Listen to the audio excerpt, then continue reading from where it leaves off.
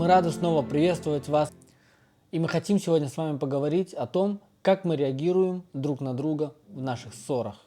Я тоже приветствую вас, и тема у нас сегодня интересная. Мы назвали ее «Любовь и вражда». Любовь и вражда — это два таких основных состояния нашего человеческого мозга. Как мы реагируем друг на друга, когда ситуация требует каких-то эмоций. Мы должны помнить, что в первую очередь, я думаю, вы замечали, что все-таки как бы там ни было, в первую очередь человек, он в своих реакциях настроен на защиту, на самозащиту, то есть на вражду. И наша первая реакция на какую-то опасность, которая исходит от близкого человека или вообще в каких-то жизненных ситуациях, мы нападаем и защищаемся. Иногда мы можем быть очень агрессивными по отношению к другим людям, даже если это наши близкие люди. И существует такая теория, что есть несколько частей мозга, и каждая часть мозга, она отвечает за определенную реакцию. Так вот, та часть мозга, которая отвечает за агрессию, за моментальную реакцию, за нападение, за самозащиту, она называется кроманьонцами. Ее еще называют рептильной частью. Да. А та часть, которая более дипломатичная, она называется дипломатами. Кроманьонская часть мозга, пусть вас это слово не пугает, просто это точно отражает суть происходящего. Она говорит о том, что мы резко реагируем на опасность и на конфликт в очень резкой форме, часто не думая. А дипломатами мы называем более развитую часть мозга. Она отвечает за рациональность, за сдержанность, за умение распознавать вторую часть мозга, Да. и подключать ее или не подключать. Да. И мы хотим дать вам инструменты, с помощью которого вы можете лучше понимать друг друга и себя.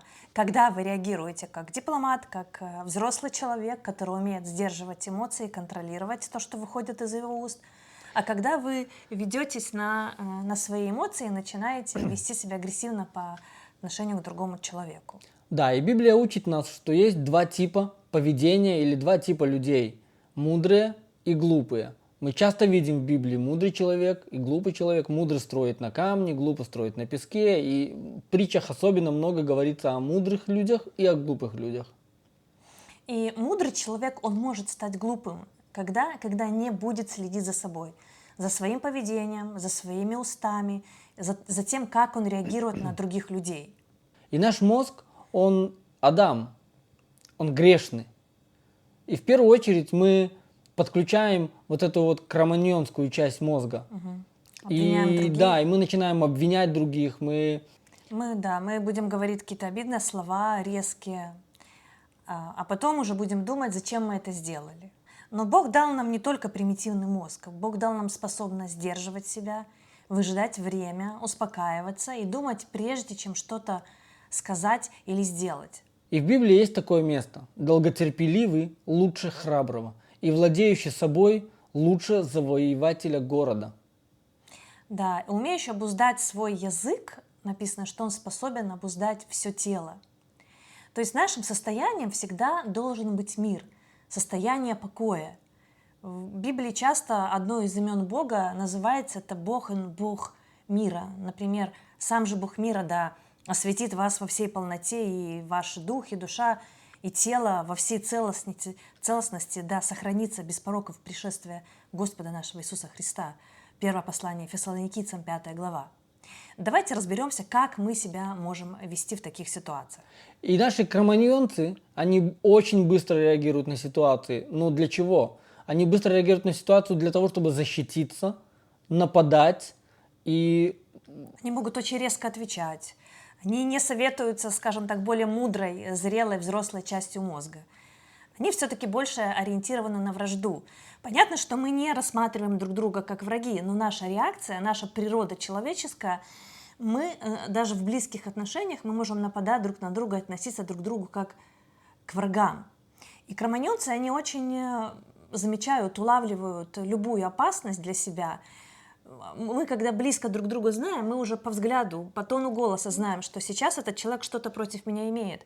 Сейчас Гена, вот он уже чем-то недоволен, сейчас уже будет какая-то критика. И я могу в ответ повести себя очень резко. Я могу сказать, вот опять ты, я вот уже знаю, что будет.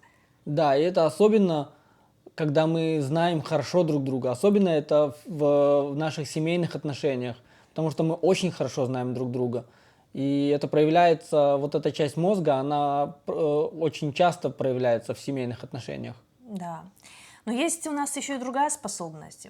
Мы развитые люди, и Бог вложил в нас весь спектр чувств, эмоций, и дал Он нам очень много способностей, как мы можем себя вести. Он дал нам право выбирать.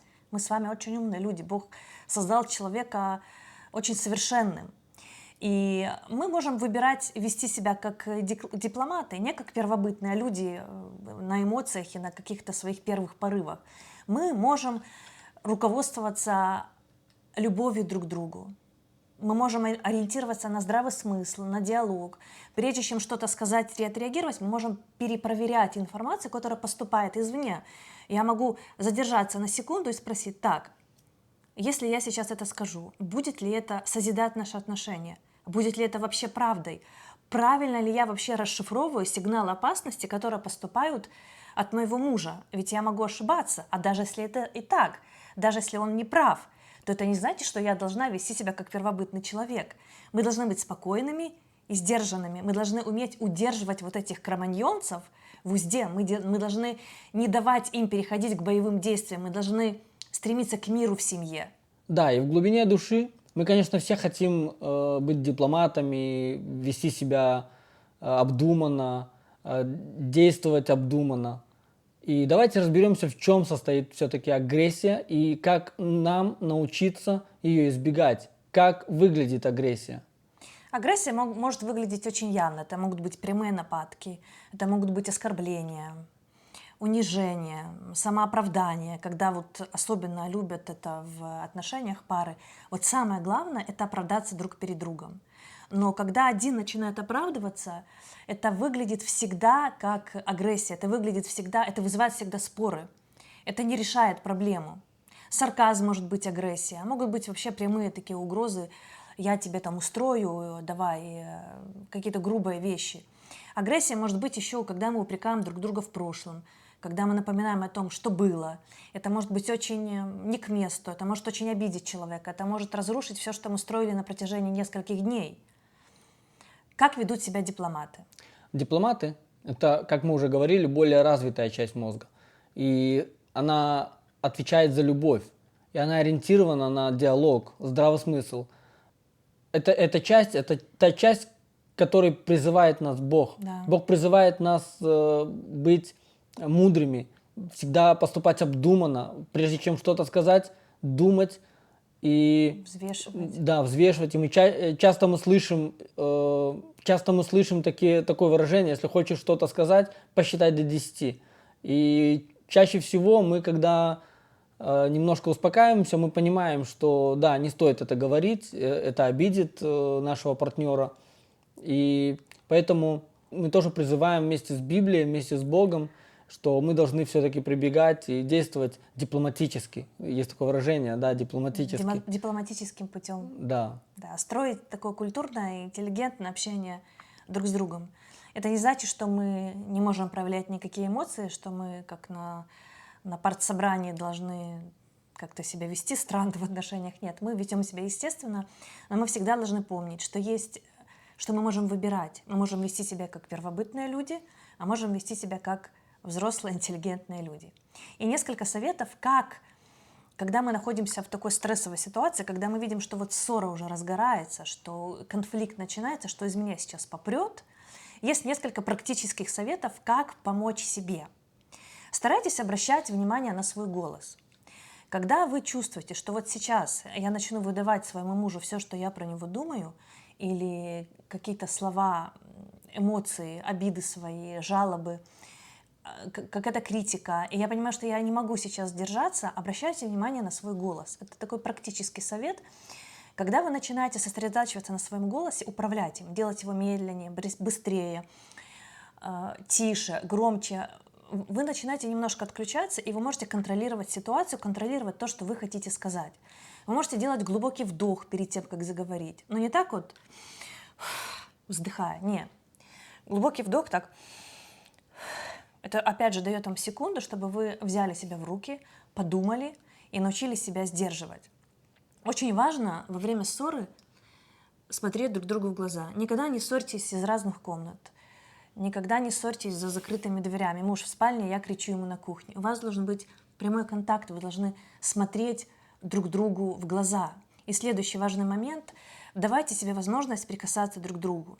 Когда мы прикасаемся физически друг к другу, мы начинаем чувствовать друг друга.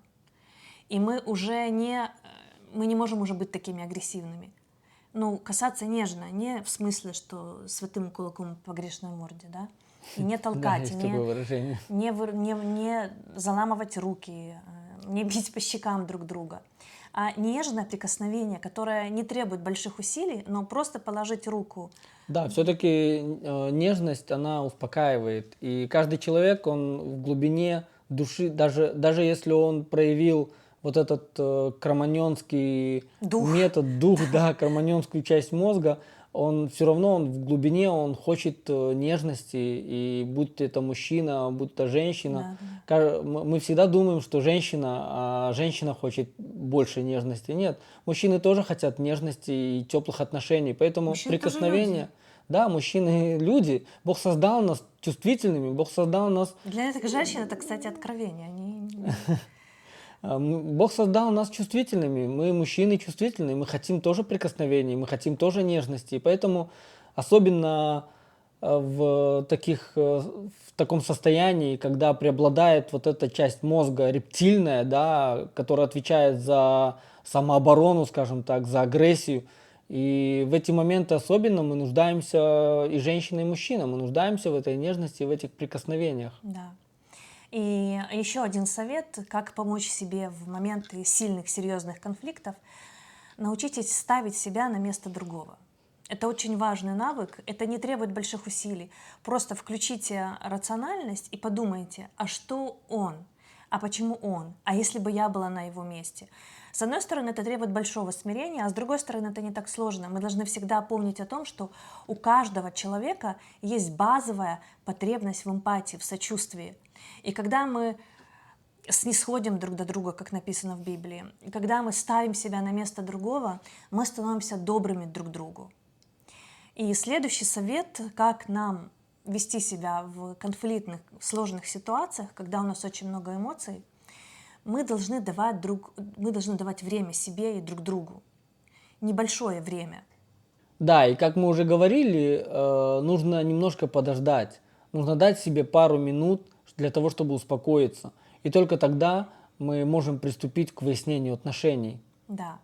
И это позволит вам настроиться на более дружелюбный лад. Вы можете просто замолчать, вы можете просто сказать: сейчас минута, я сейчас вернусь, или я сейчас налью себе стакан воды. Да, помните, написано в Библии, что если хочешь что-то сказать резко, быстро, написано в заносчивости своей положи руку на уста свои, да, чтобы не сказать.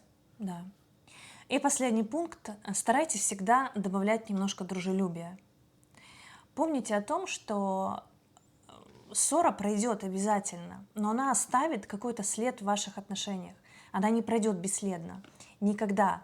Поэтому дружелюбие может выглядеть разным. Оно может выглядеть просто даже полуулыбкой, даже каким-то шуткой, даже просто каким-то мягким движением. Старайтесь находить такие вещи в себе и проявлять хотя бы немножко дружелюбия. И другому человеку это тоже будет облегчением таким, и он поймет, что вы все-таки идете на перемирие. И особенно еще хочется сказать, что мы люди, и жизнь, она такая, мы всегда прибегаем к нашему опыту. И у нас всегда есть опыт. Есть негативный и есть положительный. И вот мы способны еще вспоминать то, что было. Так давайте не будем давать нашему внутреннему вот этому вот кроманьону оставлять негативный опыт в нашу жизнь. Потому что это будет приходить, и дьявол, он не спит и не дремлет. Он всегда будет искать, как нас уловить, погубить, убить, украсть. Он всегда будет нам напоминать, что «а помнишь, вот, тогда он как тебе сказал?» Или «а ты помнишь, как она тебе сказала, что она тебе ответила?» Нет, давайте будем стараться все-таки давать нам самим себе время, несколько минут, чтобы в заносчивости своей не наговорить глупостей друг другу, потому что опыт, он любой будет всегда сопровождать нас. Да, у нас много общего прошлого. Иногда есть моменты, которыми мы можем упрекать друг друга, использовать их как орудие в борьбе друг с другом. Есть такое выражение, да, есть что вспомнить, а сказать нечего. Так вот давайте, чтобы у нас было что вспомнить, но только доброе, только хорошее в нашей жизни, чтобы мы вспоминали только хорошее, чтобы опыт наш, он говорил так, а помнишь, был у нас конфликт, и мы вышли из него хорошо. Вот такой опыт – это очень хороший опыт. Да. И если вы оказались в такой ситуации, что вы чувствуете себя первобытным человеком, вот таким кроманьонцем, который кидается, выпаливает все, что у него есть, которому сложно себя сдерживать, у меня есть для вас несколько советов. Во время такой жесткой ссоры, во время спора, когда вы чувствуете, что вы далеко не дипломат сейчас, во-первых, убедитесь, что вы стоите друг против друга и смотрите друг на друга. Это очень важно, смотреть друг другу в глаза. Иметь прямой зрительный контакт, не убегать, не уходить, не хлопать дверями. Вы должны физически присутствовать друг с другом. Потом вы должны узнавать сигналы тревоги. Что сейчас происходит? Сейчас будет война, готовится наступление, разворачиваются какие-то боевые действия. Так, я должен быть начеку.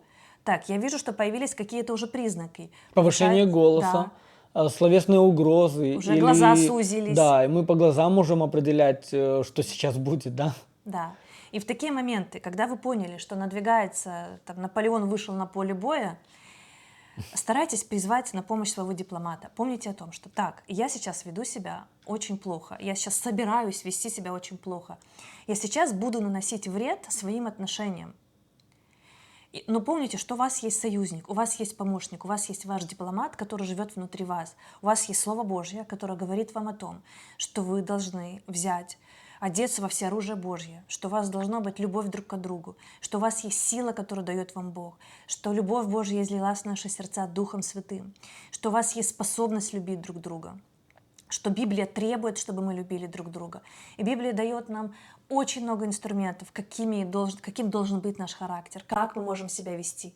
Если мы будем обновлять свой разум каждый день Словом Божьим, если мы будем читать там притчи, мы будем читать псалмы, если мы будем читать послания, где очень много говорится о характере, о том, как себя вести, то мы будем менять свой образ мышления, то мы будем мыслить и вести себя дипломатически, как того требует Библия. И на сегодня мы с вами заканчиваем и прощаемся, и ждем с нетерпения завтрашнего дня. Да. Мира всем и любви, и до завтра. И дипломатических отношений. Всем. Всем.